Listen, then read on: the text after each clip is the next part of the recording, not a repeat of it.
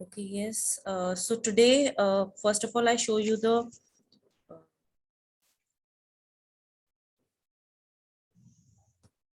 पहले मैं आपको वो दिखाती हूँ सिलेबस का कौन सा पार्ट आज हम करेंगे। ठीक है, हमने कल अगर बताओ फर्स्ट पार्ट कर लिया था। और मैं जरा स्क्रीन शेयर कर लेती हूँ पहले आपसे।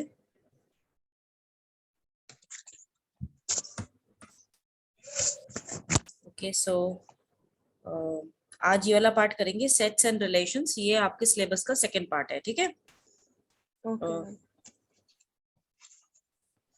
सो सबसे पहले इसमें इस पूरे पार्ट में आपका सेट ऑपरेशंस बताएंगे, और उसके बाद representation and properties of relations बताएंगे, इक्विवेलेंस रिलेशन क्या होता है और पार्शियली ऑर्डरिंग क्या होती है रिलेशंस की। ठीक है, तो ये सब डिस्कस करेंगे आज के टॉपिक में। सबसे पहले सेट ऑपरेशंस। सेट ऑपरेशंस होता क्या है? Is a concept similar to fundamental operations और नंबर्स। एक्चुअली ये सेट आपने सुना होगा, एम्प्टी सेट है ना, ये सारे सेट्स होते थे हमारे। जिसमें आपका वो भी होता था यूनियन, इंटरसेक्शन। तो ये वो ही पार्ट है जो आपने ऑलरेडी पढ़ चुके हो। तो set is maths deals with a finite collection of objects, B it number, alphabets और एनी रियल वर्ल्ड ऑब्जेक्ट। तो इन्होंने सिंपल डेफिनेशन बताई है। मैं थोड़ा सा ब्रीफिंग इसलिए कर रही हूँ ताकि आपको पता चल जाए कि सेट ऑपरेशंस, उसके बाद क्या होता है बेसिक, उसके बाद हम इसके कंसेप्ट्स करेंगे कि क्या क्या होता है। कि sometimes a necessary arise wherein we need to establish the relationship between two or more sets। हमें एक्चुअली में हम इस मैथ्स में क्या करते हैं कि दो से ज्यादा सेट्स में रिलेशन फॉर्म करते हैं। ठीक है, उसके बाद there comes the concept of set operations. बेटा कुछ डिस्टर्बेंस आ रहे हैं, म्यूट कर लो अपना। ओके। तो इसमें क्या बोल रहा है? There comes the concept of set operation. Set operations कौन कौन से हैं जो मैंने अभी बताया था आपको? Set union, set intersection sorry, set complement and set difference. तो ये सेट के कुछ ऑपरेशंस हैं जो कि आपको मैं बताऊंगी डिटेल में नेक्स्ट स्लाइड्स में। सबसे पहले जो 4 ऑपरेशन जो हमने अभी डिस्कस करे थे, यूनियन ऑफ सेट क्या होता है, इंटरसेक्शन ऑफ सेट क्या होता है, कॉम्प्लीमेंट ऑफ सेट क्या होता है, और डिफरेंस बिटवीन सेट्स और रिलेटिव कॉम्प्लीमेंट क्या होता है, ये हम करते हैं। सबसे पहले यूनियन ऑफ सेट। यूनियन को हम होल भी बोलते हैं, आपको पता है ना। ये तो टॉपिक आपने ऑलरेडी पहले करा होगा, राइट? Yes ma'am. हाँ, तो इजी रहेगा समझने में। तो इसमें क्या बोला है, ए यूनियन बी ऐसा साइन होता है यू का। ठीक है, और इसमें आप एक सेकेंड, इसमें आप देखो,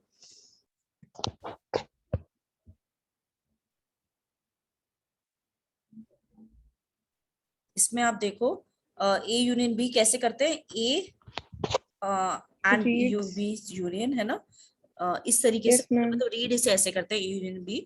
उसके बाद हमने इसका फॉर्मूला बताया। जो फॉर्मूला होता है वो ये होता है, एन ए यूनियन बी होता है, एन ए सारा का सारा आ जाएगा, प्लस एन बी आ जाएगा, माइनस उसमें इंटरसेक्शन करना है।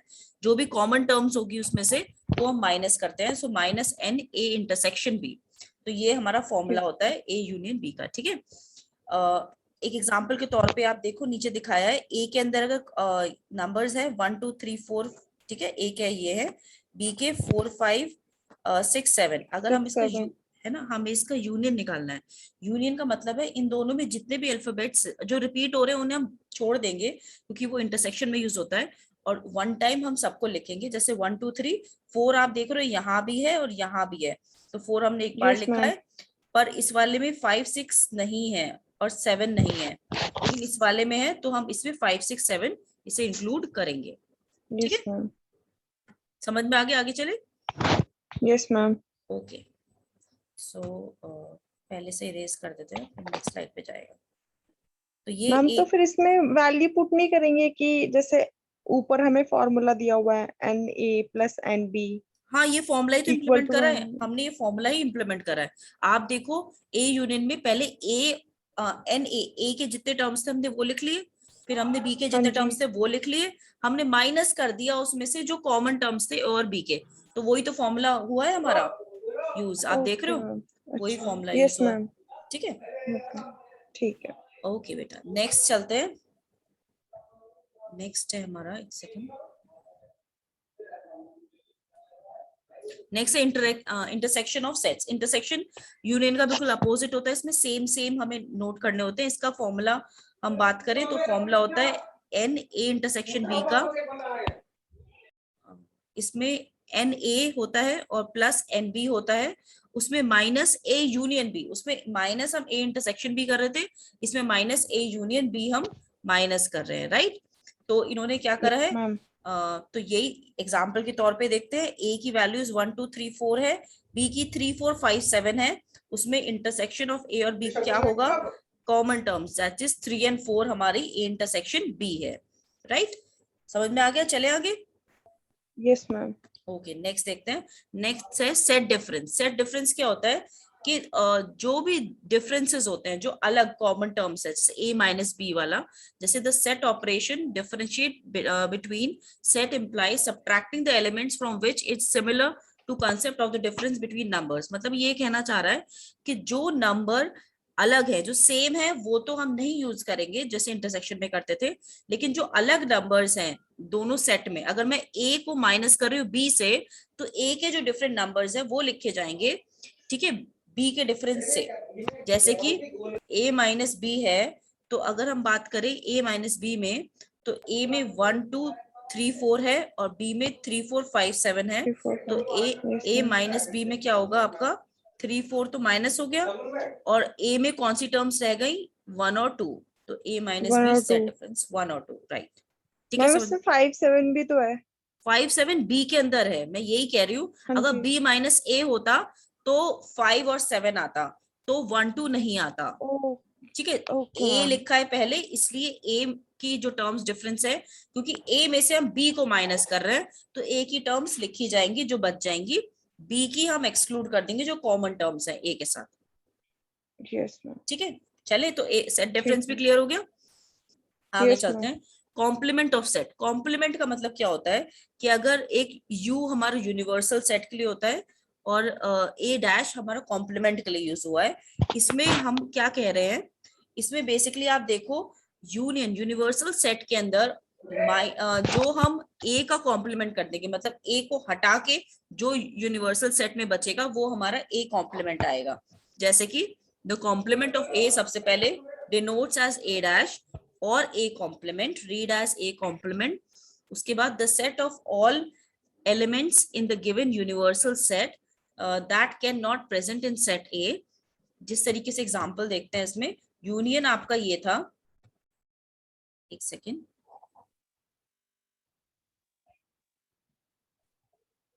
आप देखो इसमें यूनियन आपका क्या है, 1 2 3 4 5 6 7 8 9, ठीक है। इसमें आपका हाँ। ए क्या है, ए आपका 1 2 3 4 है। अगर हम ए डैश की बात करें तो इसका मतलब ए कॉम्प्लीमेंट, ए में जो है वो नहीं इंक्लूड करने, तो ये हमने कैंसिल कर दिए, बचे क्या 5 यस 6 मैम। 7 8 और 9, तो वो हमारा ए कॉम्प्लीमेंट हुआ 5 6 7 8 9। समझ में आ गया, ओके मैम। ठीक है। सो नेक्स्ट करते हैं। अब ये मैंने डायग्रामेटिकली आपको दिखाया है एक बार इसमें करके कि कैसे आप वेन डायग्राम्स के थ्रू ये दिखाओगे। इस फर्स्ट वाले को हम बोलते हैं A and B are disjoint set. Disjoint क्यों, क्योंकि ए की वैल्यू अलग रखी है, बी की वैल्यू अलग रखी है, ये आपस में लिंक नहीं कर रहे, ज्वाइन नहीं हो रहे, इसलिए ये डिसजॉइंट सेट्स हैं। उसके बाद बी की बात करें तो बी बिल्कुल ए के ओवरलैप कर रहा है, बी ए के अंदर ही बी आ रहा है, तो उसे कहते हैं, इस तरीके से वो दिखा देते हैं, B is a subset of A, इसे हम बोलते हैं सबसेट। अगर मैं इसे ये भी कह सकती हूँ, A is a superset of B. Superset मतलब ए के अंदर वो सारी चीजें हैं जो बी के अंदर है, ठीक है। तो इसे सुपरसेट भी बोल सकते हो, या इसे दूसरी तरीके से अगर इस तरीके से लिखते हैं, B is a subset of A बोलते हैं ऐसे। थर्ड वाली फिगर देखते हैं, इसमें क्या है, बोथ ए एंड बी तो इंटरसेक्ट कर रहा है। इंटरैक्ट। हाँ, yes ma'am. A intersect B, A intersect मतलब ए और बी में जो कॉमन टर्म्स है उसकी बात में अगर हम वेन डायग्राम के थ्रू दिखाएं तो इंटरसेक्ट वाला ऐसा दिखाया जाता है। और अगर हमें दोनों यूनियन ए यूनियन बी दिखाना है, बेटा डिस्टरबेंस आ रही है आपकी तरफ से, एक सेकेंड।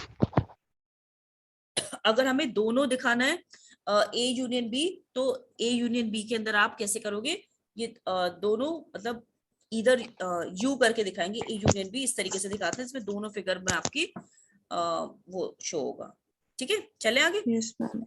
अब यस नेक्स्ट मैम। टॉपिक आता है टाइप ऑफ रिलेशंस। अब हमारी सेट थ्योरी के अंदर कौन कौन से रिलेशंस होते हैं वो एक एम्प्टी रिलेशन होता है, यूनिवर्सल रिलेशन होता है, आइडेंटिटी रिलेशन होता है, इनवर्स रिलेशन होता है, रिफ्लेक्सिव, सिमेट्रिक, ट्रांजिटिव और इक्विवेलेंस रिलेशंस। तो ये बहुत स्पेशली लास्ट वाले बहुत इंपॉर्टेंट है, मैं एक एक करके आपको सारे समझाऊंगी ये क्या होते हैं। सबसे पहले हम बात करते हैं रिलेशन में एम्प्टी रिलेशन। एम्प्टी रिलेशन नाम ही बता रहा है कि जो ब्लैंक रिलेशन होता है जिसमें कुछ भी अंदर नहीं है, वो एक एम्प्टीफाई करके उसे डिनोट करते हैं, जैसे इस फिगर में देख रहे हो आप, इसे एम्प्टी रिलेशन कहते हैं। Yes, ma'am. इसमें क्या बोला है, एन एम्प्टी रिलेशन और वॉइड रिलेशन भी बोलते हैं, is one in which there is no relation between any element of a set. For example if set A, जैसे सेट ए में हमारी वैल्यूज है 1 2 3, then one of the void relation can be r x comma y where x minus y equals to 8.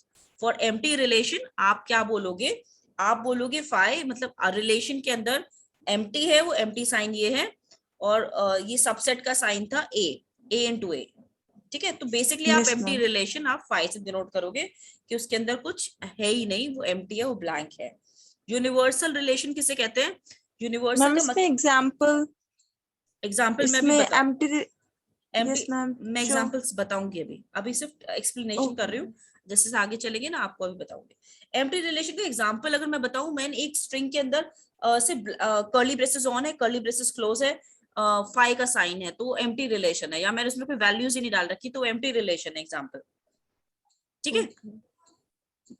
जैसे मैंने example दिया तो है, इसमें इसमें लिखा है फॉर एग्जांपल इफ सेट ए, इन्होंने सेट ए के अंदर 1 2 3 दिया है, then one of the void relation can be, void मतलब ए के अंदर तो मैंने void x relation x comma y में एक्स माइनस वाई कह रही हूँ, लेकिन उसके अंदर इक्वल्स टू 8 बोल दिया मैंने फॉर एम्प्टी रिलेशन, और उसमें ए इंटू ए है, ये एम्प्टी का साइन है, मैंने बोला एम्प्टी यस मैम, रिलेशन, मतलब एक तरीके से उस रिलेशन में कुछ भी नहीं है, ब्लैंक है वो, तो वो ही मतलब दिखाना चाह रहा है, वो कुछ है ही नहीं, तो उसमें आप ओके, ठीक है।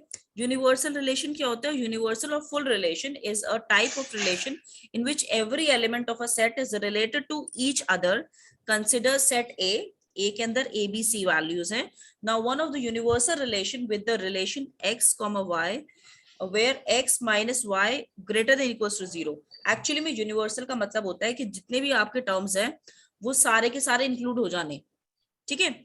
आपको अगर a दे रखा है तो उसके अंदर a इंटू ए, मतलब उसका आपने, इसमें आप देखो पहले वाले एग्जांपल में एम्प्टी साइन था, इसमें a इंटू ए यस सिर्फ इतना मैम, दे रहा है, तो यूनिवर्सल रिलेशन, मतलब हम अगर मुझे a की वैल्यू दे रखी है 1 2 3, b की वैल्यू दे रखी है 1 2 3 5 6 7 सपोज, और मैंने उन्हें यूनिवर्सल कर दिया, तो कॉमन वाले हटके वो पूरा यूनिवर्सल रिलेशन हो जाएगा, वो सारी टर्म्स जो ओके मैम, इकट्ठी आएंगी, जो यूनियन जिसे हम बोलते थे, ठीक है। तो उसके बाद हम बोलते हैं type of relation. Identity relation क्या होता है, आइडेंटिटी में वो रिपीट करता है, ये इंपॉर्टेंट है आइडेंटिटी रिलेशन, ठीक है। इसमें क्या बोला है, an identity relation every element of a set is reflected to itself once, मतलब जो भी एलिमेंट है उस सेट में वो आप अपने आप को रिपीट करेगा, तभी उसका नाम आइडेंटिटी रिलेशन है।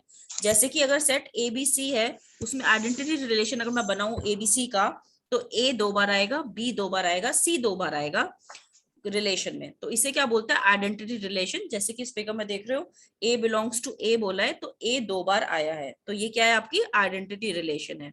इनवर्स रिलेशन क्या होता है, इनवर्स रिलेशन होता है अपोजिट, जैसे बी ए और ए बी, तो ये आपका क्या है, इनवर्स रिलेशन। इसमें क्या होता है, inverse relation is seen when a set has elements which are inverse pairs of another set. For example if set A comma B है और कॉमा सी कॉमा डी है, इनवर्स रिलेशन क्या होगा इसका, बी कॉमा ए भी कर सकते हैं और डी कॉमा सी भी कर सकते हैं, ये इसका इनवर्स हो गया, समझ में आ गया। यस मैम, इनवर्स रिलेशन ए कॉमा बी कॉमा सी, या बी कॉमा सॉरी ए, इनवर्स हो गया। आइडेंटिटी सेम उस चीज को रिफ्लेक्ट करना, ए 2 बार बी 2 बार, इस तरीके से आइडेंटिटी वाला, ठीक है। आगे चलते हैं, रिफ्लेक्सिव रिलेशन क्या होता है। रिफ्लेक्सिव रिलेशन आप देखो वो अपने आप में रिफ्लेक्ट करता है, आइडेंटिटी रिलेशन में वो अपने आप को 2 बार, मतलब उसी चीज को फिर से आइडेंटिटी रिपीट कर रही थी, और रिफ्लेक्सिव के अंदर वो 1 1 आ रहा है, 2 2 आ रहा है, वो रिपीट कर रहा है, रिपीट के साथ साथ वो एक और काम कर रहा है, आप ये देखो 1 के साथ 2 का पेयर भी है, 2 के साथ 1 का भी है, दैट मीन्स रिफ्लेक्सिव में वो इनवर्स रिलेशन भी फॉलो कर रहा है और वो आइडेंटिटी रिलेशन भी फॉलो कर रहा है रिफ्लेक्स में, ठीक है, रिफ्लेक्स में। Okay ma'am. तो ये बहुत ध्यान से रखने वाली चीजें हैं, क्योंकि आगे जाके मैं दिखाऊंगी ये यूज होंगे। अगर आपको इसका मतलब नहीं पता तो आप वो आगे कर नहीं पाओगे, ठीक है। तो आइडेंटिटी में आइडेंटिटी भी फॉलो कर रहा है और इनवर्स भी फॉलो कर रहा है हमारा रिफ्लेक्सिव रिलेशन, ठीक है, इस तरीके से। उसके बाद ओके मैम। सिमेट्रिक रिलेशन क्या होता है? सिमेट्रिक बहुत इंपॉर्टेंट है। सिमेट्रिक के साथ एसिमेट्रिक का भी यूज होता है, वो आपको अभी आगे बताऊंगी। एसिमेट्रिक इसके सिमेट्रिक के बिल्कुल अपोजिट होता है। सिमेट्री क्या होती है? जैसे आप रिलेशन देख रहे हो कि 1 और 2 है और 2 और 1 है, तो इसकी सिमेट्रिक रिलेशन है। अगर मेरा 1 और 2 है और उसके बाद एक रिलेशन 2 और 1 है उसी के अंदर, तो ये मैं कहूंगी ये मेरा सिमेट्रिक रिलेशन है। या फिर यस 3 मैम। और 1 है या 1 और 3 है, तो ये क्या है? सिमेट्रिक रिलेशन आपस में, ठीक है। जैसे कि इसमें लिखा है मैंने, ए रिलेशन बी है या बी रिलेशन ए है, तो ये मेरा सिमेट्रिक है। समझ में आ गया? Yes ma'am.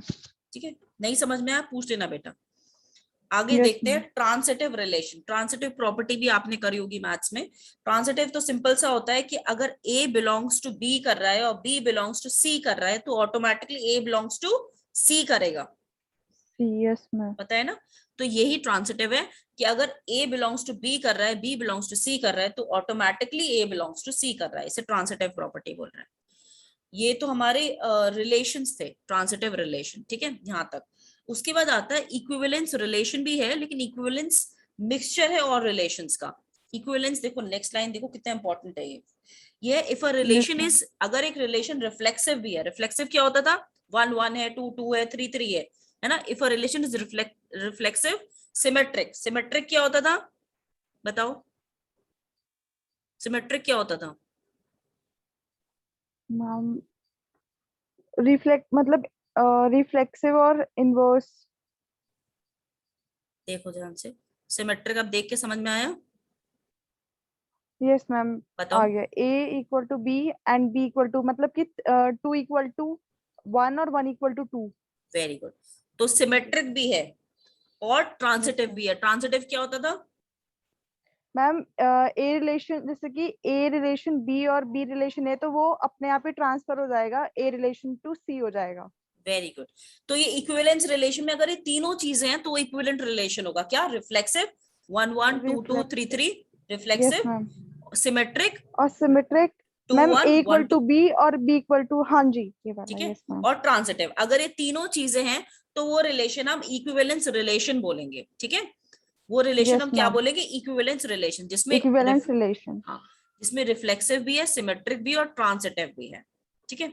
आगे यस चलते मैम। हैं। अब हम आते हैं पार्शियली ऑर्डरिंग क्या होती है। पार्शियली ऑर्डरिंग रिलेशन बहुत माइन्यूट सा डिफरेंस है। पार्शियली ऑर्डरिंग रिलेशन वो होते हैं जिसमें रिफ्लेक्सिव भी होता है, जो हमारा इक्विवेलेंस में भी होता था, लेकिन सिमेट्रिक होता था हमारे इक्विवेलेंस में। इसमें एंटी सिमेट्रिक बोला है। एंटी सिमेट्रिक का मतलब मैंने भी आपको बताया था कि अगर ए बिलोंग टू बी है और बी बिलोंग टू ए है, तो ए वो है। तो सिमेट्रिक हो गया। एंटी सिमेट्रिक यस मतलब मैम। बी और ए वाला है ही नहीं, B doesn't belong to A, yes ma'am. तो वो हमारा एंटी सिमेट्रिक हो गया। ट्रांसिटिव सेम एंटी ही है। सिमेट्रिक। हाँ, तो बहुत माइन्यूट सा डिफरेंस है पार्शियली ऑर्डरिंग में और पार्शियल ऑर्डर रिलेशन भी बोलते हैं इसे, और हमारा इक्विवेलेंस रिलेशन। दो चीजें बिल्कुल और मैम सेम है। रिफ्लेक्सिव, इसमें जो रिफ्लेक्सिव तो relation are equal, yes ma'am वो भी रिफ्लेक्सिव सेम है। हाँ, रिफ्लेक्सिव भी सेम है और ट्रांसिटिव प्रॉपर्टी भी ओ। सेम है। सिर्फ सिमेट्रिक और असिमेट्रिक का डिफरेंस है। इक्विवेलेंस में यस मैम। सिमेट्रिक होता है और इसमें एंटी सिमेट्रिक होता है पार्शियली एंटी। ऑर्डर रिलेशन में, ठीक है। Okay anti ma'am. Symmetric that means 2 1 और 1 और 2 नहीं होता है इसमें एंटी सिमेट्रिक में, यस मैम। ठीक है। इसी के साथ ये वाला पार्ट खत्म होता है। तो I hope you understand this, ठीक है। Yes ma'am. कोई प्रॉब्लम है तो बताओ। मैम अभी तो फिलहाल कोई प्रॉब्लम नहीं है। चलो तो next class I will inform you, ठीक है। Thank you. Yes ma'am. Ma'am मैं ये कह रही थी कि जो पहले वाला आपने जो पढ़ाया था लेक्चर, उसमें जो आपने ये जो टॉपिक्स थे इनकी जैसे प्रेडिकेट, लॉजिक, डेफिनेशन, इनकी डेफिनेशन वगैरह भी लर्न करनी पड़ेगी ना? प्रिडिकेट लॉजिक पता जब तक नहीं होता ना, कंसेप्ट क्वेश्चन भी सॉल्व नहीं होता है, तो आप वो यस। एक्चुअली में एग्जाम में डेफिनेशन तो नहीं आएगी, एग्जाम में तो क्वेश्चन ओके। आएगा उस पे बेस्ड, वो हाँ जी। कंसेप्ट पता होना चाहिए, तब वो चीज हो पाएंगे। अभी मैं एज अ फ्लो आपको एक एक टॉपिक कवर करा रही हूँ, उसके बाद will okay discuss more on the practical aspect, जिसमें सिर्फ न्यूमेरिकल्स होंगे, क्योंकि अगर हम न्यूमेरिकल्स पे ज्यादा फोकस करेंगे अभी, तो हमें बेसिक कंसेप्ट क्लियर नहीं है। हम कंसेप्ट क्लियर करके फिर will discuss about the numerical part also. ठीक है, ओके मैम। चलो तो thank you. Thank you ma'am. आज फिर से क्लास लोगे? यस यस, ऑफ कोर्स मैं लूंगी। I okay discuss on phone since it's going on live ना, ऑन रिकॉर्डिंग, तो I close the session, I talk to on phone. Okay okay okay okay. Okay. Thank you ma'am.